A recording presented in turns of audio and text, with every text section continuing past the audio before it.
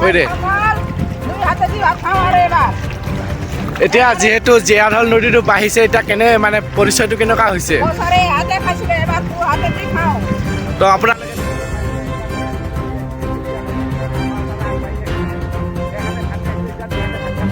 আপোনালোকে দেখিবলৈ পাইছে আমাৰ জীয়াঢল নদীৰ পৰিচয়টো যেনেকুৱা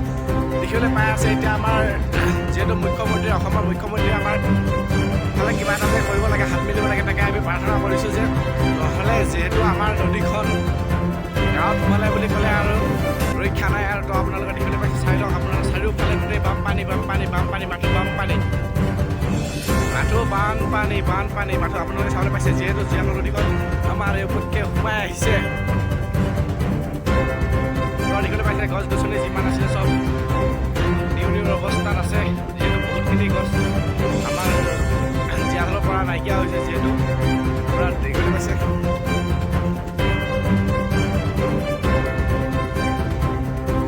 এয়া গোটেই পানী সেয়া দেখিবলৈ পাইছে সেইফালে পানী পাইছে সেইফালে মানুহ একেবাৰে ধৰণে একে ঘূৰি বিচৰা লাগিছে তই কি বুলি ক'ম আৰু এতিয়া